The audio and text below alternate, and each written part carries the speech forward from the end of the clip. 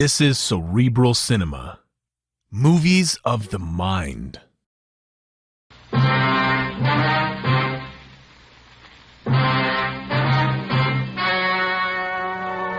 story you are about to hear is true.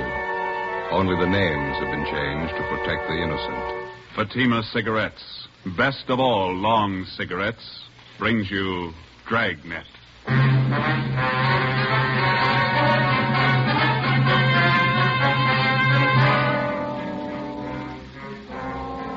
You're a detective sergeant. You're assigned to hit-and-run felony detail. A dead body is found in the streets in the early hours of the morning.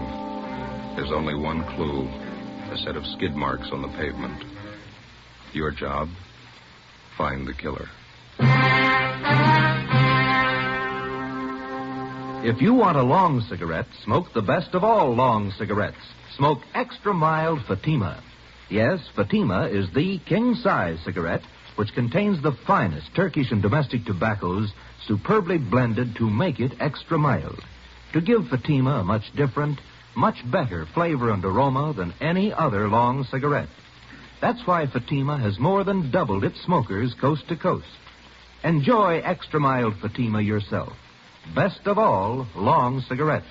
It's wise to smoke extra mild Fatima. It's wise to smoke extra mild Fatima.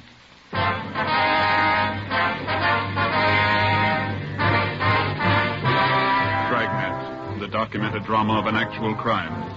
For the next 30 minutes, in cooperation with the Los Angeles Police Department, you will travel step by step on the side of the law through an actual case transcribed from official police files.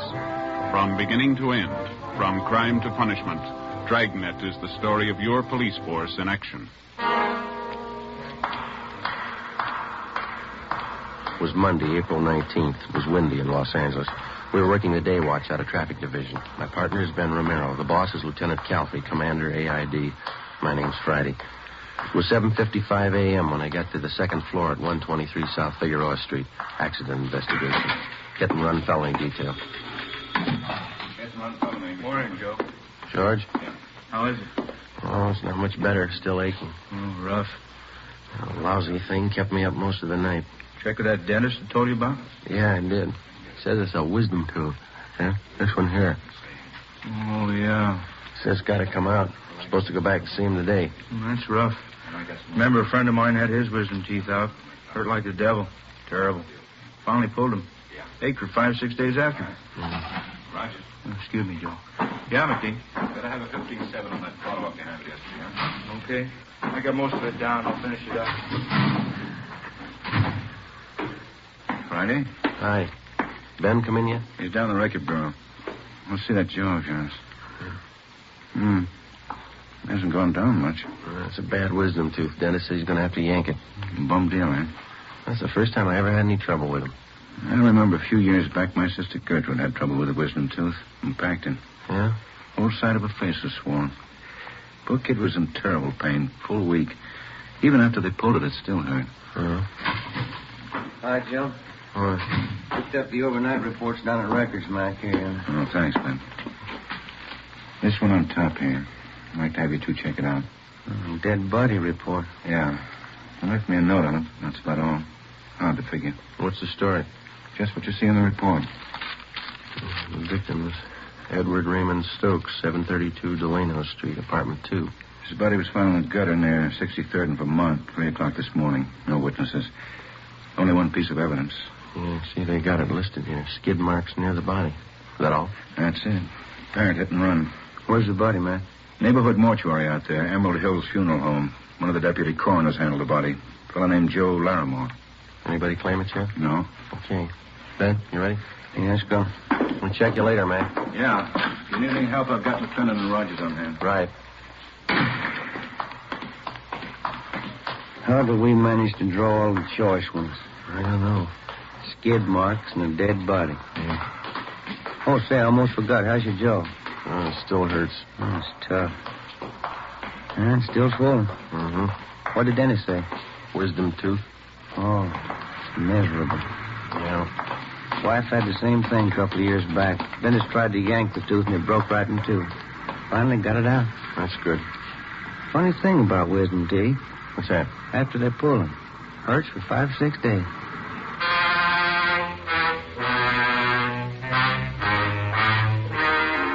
"8:33 a.m. Ben and I drove out to 63rd in Vermont and rechecked the spot where the dead body of Edward Stokes had been found.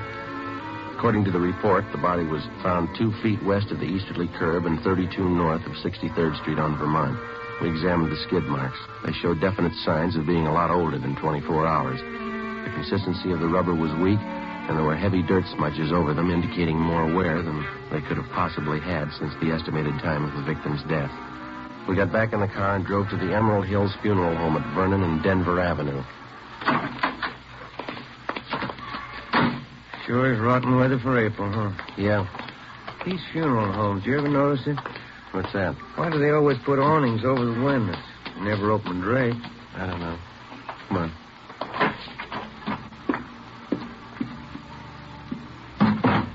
Funeral going on.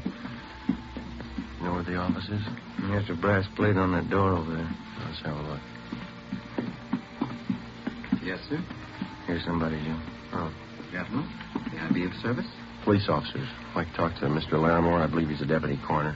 I'm Mr. Laramore. You came about the hit-and-run victim? Yeah, that's right. This is Sergeant Romero. My name's Friday. We'd like to check the body if we could. Certainly. It's back this way. I understand you moved the body from the scene of the accident here to the mortuary. Yes, that's right. Early this morning. Unusual case. Careful, there's 2 steps down just inside the door. Thank you. Why do you say it's unusual, Mr. Laramore? Well, here, let me show you. There. Now, for one thing, the victim had a basal skull fracture. I don't know about you gentlemen, but in the hit-and-run cases I've handled, a basal fracture is a pretty rare thing. Well, it is possible, isn't it? Yes, it's possible. Anything's possible, as they say. But it's not usual. A few other things here, too. Yeah. Notice the victim's knee here. Single clean cut. Also these wounds on the head. I've never seen anything like it in hit-and-run cases I've been called on. A wound on the knee doesn't jibe, does it? If he was hit by a car, the knee should be skinned up quite a bit. Exactly.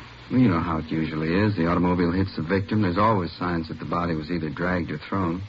Shredding of clothing, skinned knees, legs, elbows. No sign of that here. You don't think the victim could have been killed by hit-and-run cars, eh? No, I don't say that. It's possible that it might have been a car, but, well, let's say it's not very probable.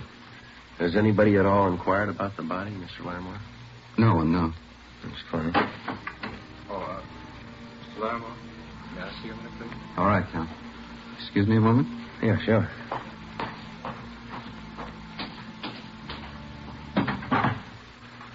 Well? Yeah. Where do we start? I don't know. Maybe we won't have to. Hmm? Another lead like this, we can turn it over to homicide. Sergeant? Yeah? There's a young lady in the lobby. Yeah. She wants to claim the body. The girl was shown the body. She identified it as that of Edward Raymond Stokes.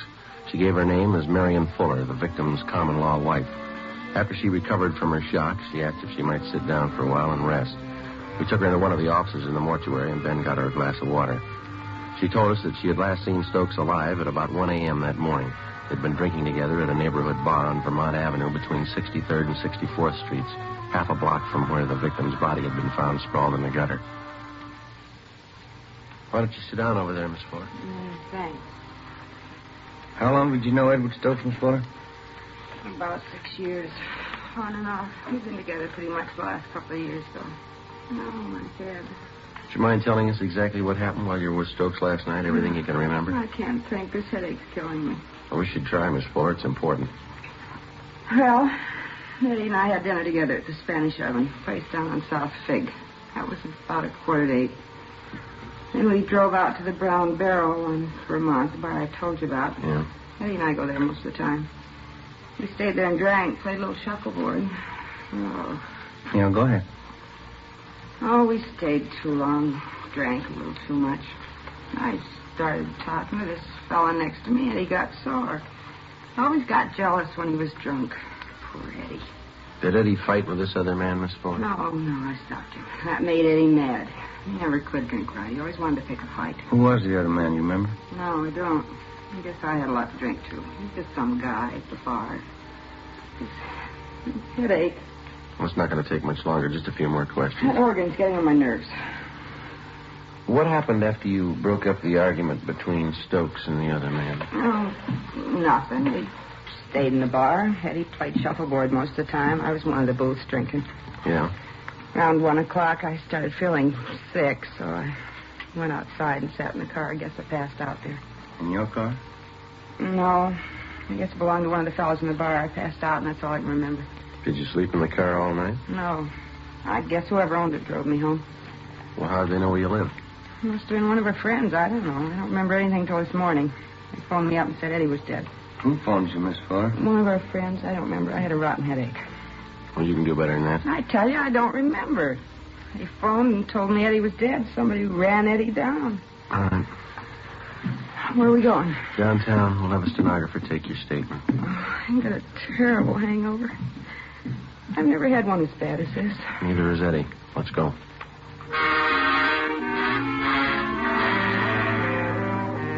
On the way back to the office, Ben stopped at a drugstore, and I picked up a box of aspirin. The wisdom tooth was giving me trouble again. The clerk at the soda fountain fixed something for Marion Fuller's hangover. When we got her back to the office, we questioned her for more than an hour, but she gave us only one additional piece of information. The victim, Eddie Stokes, had been married before and divorced. His ex-wife lived out in the valley with their 2 children, and on several occasions she came to see Stokes at the Vermont Avenue bar when he failed to make the monthly payments for the support of the children. Each time they'd argued bitterly. We had a police stenographer take the floor woman's statement, and then she was released. 10:45 a.m., Sergeants Rogers and McClendon were assigned to check out the Vermont Avenue bar where Stokes had last been seen alive. Ben and I drove out to the valley to the home of Catherine Stokes, the victim's former wife. She met us on the front porch. Inside, it sounded like one of the children was practicing the piano. We told her what had happened. Last week, I think it was. Yes, Thursday last week.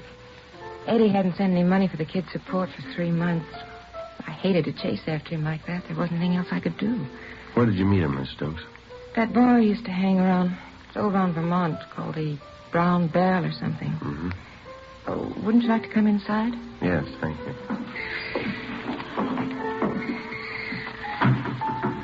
Do you happen to know anybody by the name of Marion Fuller? Yes, Eddie mentioned her. What's a man seeing a woman like that? Do you know anything about her at all? No.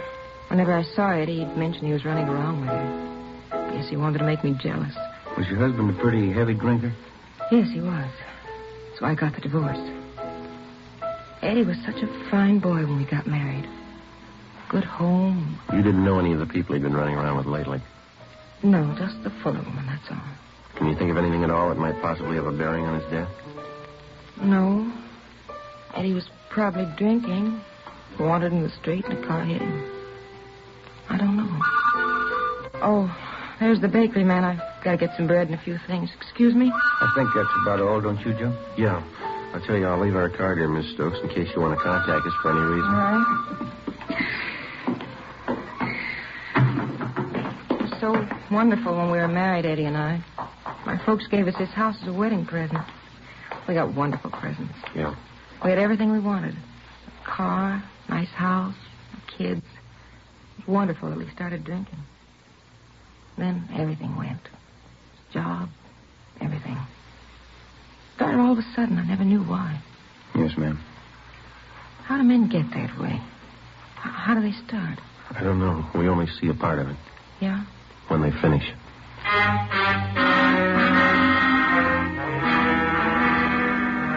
12 noon. Ben and I drove back into town to Vermont and 63rd Street for a meet with Sergeants Rogers and McClendon. They told us that they checked out the bartender who'd been on duty the night before and also 7 of his customers. Their stories were almost identical. Each of them remembered seeing Eddie Stokes at the bar. Each of them remembered he was playing shuffleboard, that he was drinking heavily, and that he left the bar at about 1:45 a.m. All of us had the idea that for some reason the bartender and the customers were lying. In most cases, it's hard to find 2 witnesses who tell identical stories, let alone 7. For the rest of that afternoon, Rogers, McClendon, Ben, and I spent our time canvassing the neighborhood in the vicinity of the Brown Barrel Tavern. 4:45 p.m. We talked to the proprietor of a small grocery store 2 blocks down the street from the tavern. He told us that he rarely visited the bar, but that he thought that the man who ran the butcher shop next to his place, Mr. Eugene Murray, was a regular patron of the Brown Barrel. So we went next door. Would you make that 2 pounds of ground round, Mr. Murray? We're having company tonight. Yes, ma'am. 2 pounds. Nice looking meats, huh, Joe? Yeah, the steaks look good, don't they? Mm-hmm. 2 pounds.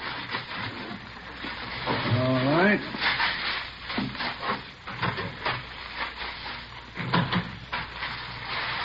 Anything else now, Mrs. Gibney? Got some nice fresh kidneys today. No, George won't touch kidneys. That'll be all. You put it on the bill, won't you, Mr. Murray? Yes, ma'am.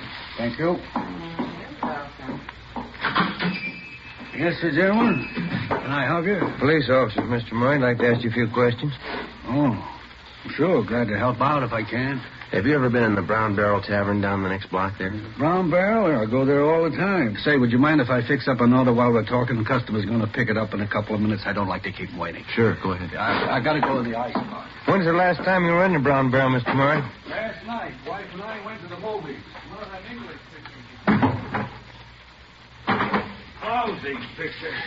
We dropped in at the barrel on the way home for a beer. About what time was that? Pretty close to 2.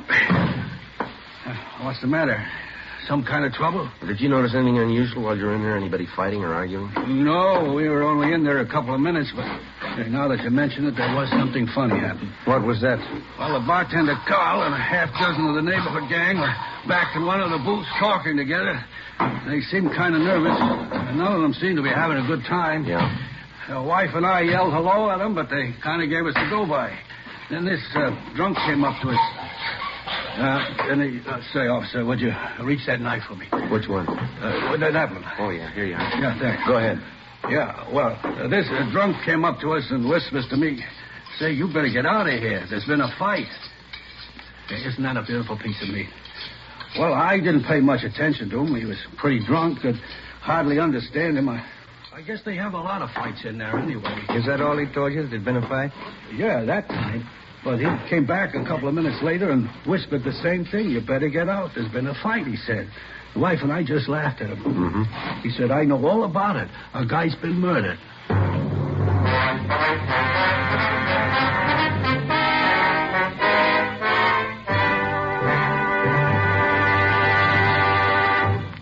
You are listening to Dragnet, the case history of a police investigation presented in the public interest by Fatima Cigarettes. Fatima, the long cigarette that has more than doubled its smokers coast to coast. And there's a very good reason for this amazing increase. Men and women everywhere are finding out it's wise to smoke extra mild Fatima. I agree, says Vic Hyland, sports columnist. I agree, says Shirley Gelman, registered nurse. I agree, says Frank Fenton, author. I agree, says Nancy Appel, news writer. Yes, all agree. It's wise to smoke extra mild Fatima. So, enjoy extra mild Fatima yourself. The king-size cigarette which contains the finest Turkish and domestic tobaccos superbly blended to make it extra mild. You will prefer Fatima's much different, much better flavor and aroma. You will agree. It's wise to smoke extra mild Fatima. It's wise to smoke extra mild Fatima. Best of all, long cigarettes.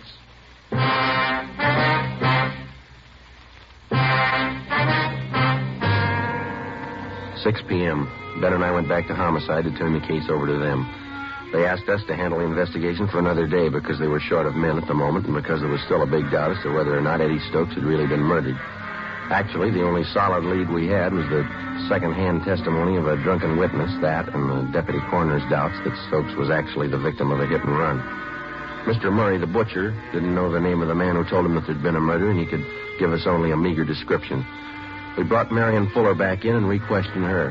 She stuck to her story. She didn't remember anything. She was released again. It looked like we were in for a long night.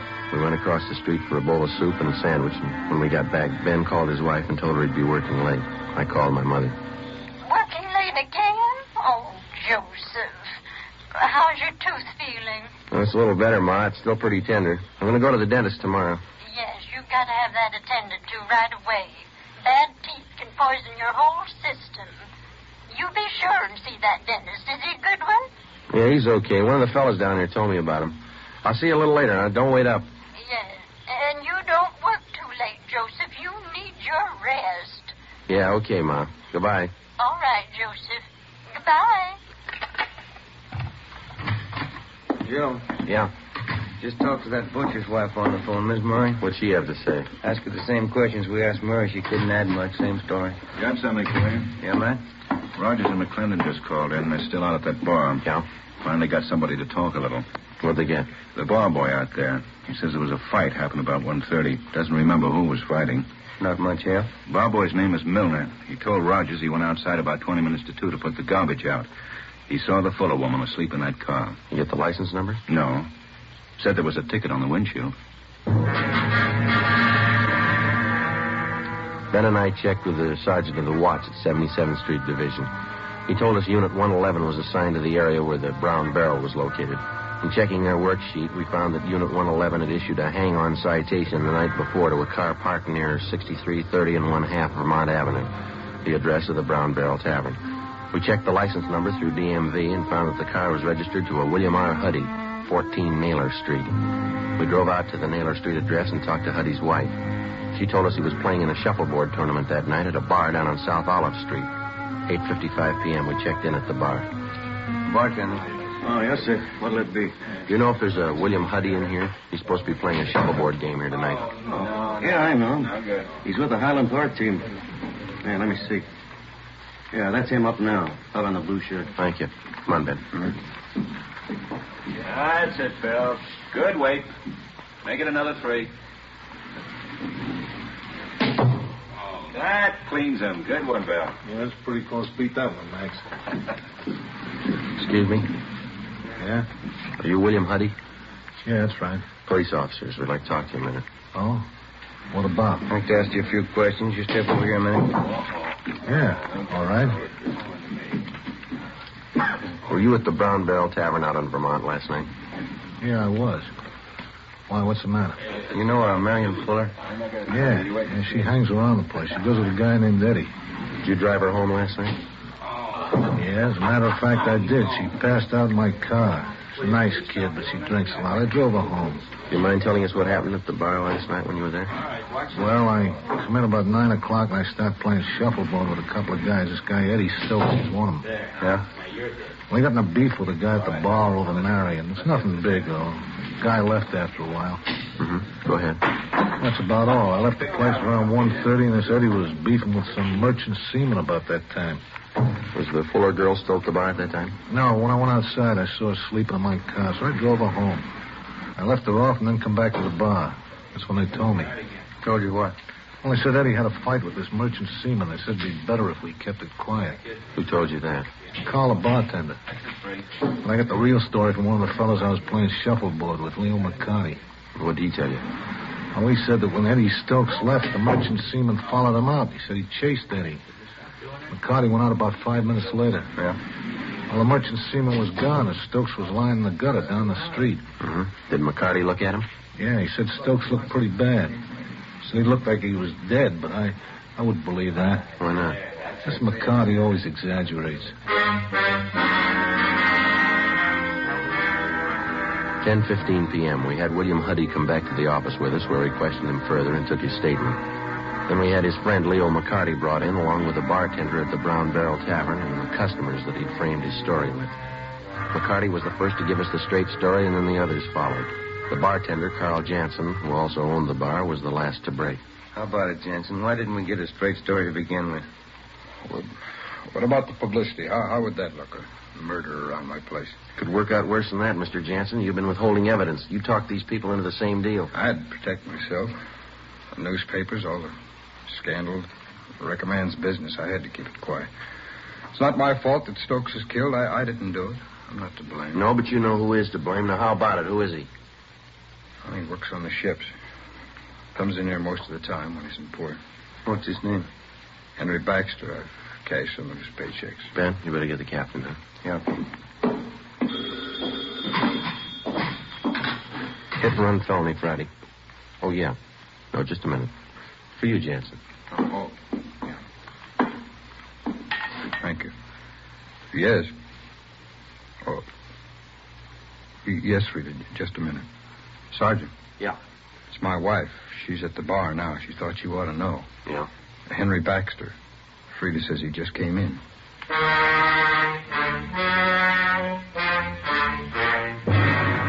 I talked to Jansen's wife and told her to delay Baxter as long as possible without arousing his suspicions. 11:25 p.m. Ben and I and Mr. Jansen, along with Rogers and McClendon, drove out to the Brown Barrel Tavern on Vermont. When we got there, Baxter was gone. Mrs. Jansen told us he was pretty drunk by the time he left the bar. She'd watched him go down one block, cross the street, and then enter a small nightclub on the opposite side called the Pink Shamrock. She'd been keeping an eye on the place, and as far as she knew, Baxter was still inside. We went down the street to the nightclub. Rogers and McClendon covered the back entrance. We got inside in the middle of a floor show. The blonde was doing some kind of a dance. Can you spot him, Mr. Jansen? No, I don't see him yet. How about over on this side, back in the corner there? No, he's not there. It's so dark in here, I can't see too well. There's the rear exit to the place. He could have slipped out that way. Gentlemen, like to have a picture taken? Souvenir photograph? No, thanks. Maybe we better check with the waiter, Ben. Sergeant, just a minute. That man over there at that table. Where? Yeah, I'm almost positive. Where? Right there, next to that door. Just behind it, you see.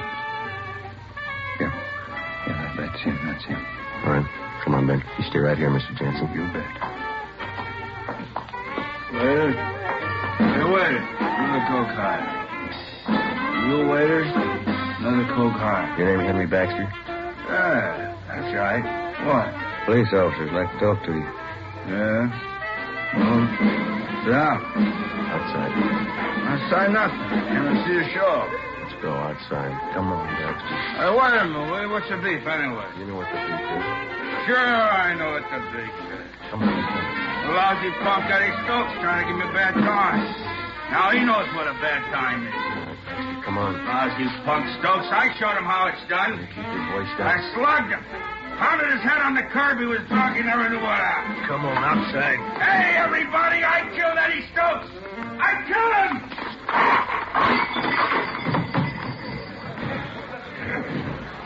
Right down. Let's get him out of here. Yeah, okay. How's that tooth feel, Joe? Seems okay. Better have the dentist yank it out first thing in the morning. I think I'll hold off a while.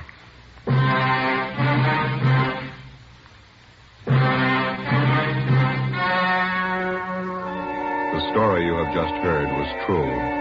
Only the names have been changed to protect the innocent. On July 30th, trial was held in Superior Court, Department 87, City and County of Los Angeles, State of California. In a moment, the results of that trial. It's amazing how many long cigarette smokers are changing to extra mild Fatima. Here is the actual report. From coast to coast, extra mild Fatima has more than doubled its smokers. Yes, more and more smokers every day are discovering that Fatima is the king-size cigarette that is extra mild. Extra mild because it contains the finest Turkish and domestic tobaccos superbly blended to make it extra mild, to give it a much different, much better flavor and aroma. Enjoy extra mild Fatima yourself. Best of all long cigarettes. It's wise to smoke extra mild Fatima. It's wise to smoke extra mild Fatima.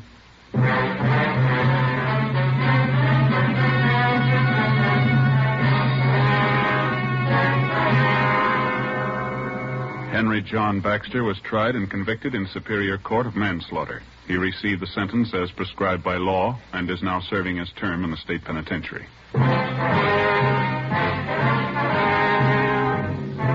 You have just heard Dragnet, a series of authentic cases from official files. Technical advice for Dragnet comes from the Office of Chief of Police W.A. Wharton, Los Angeles Police Department.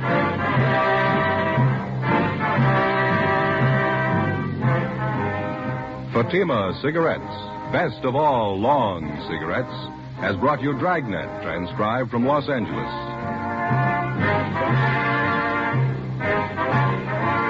Sarah Berner stars in Sarah's Private Caper next on NBC.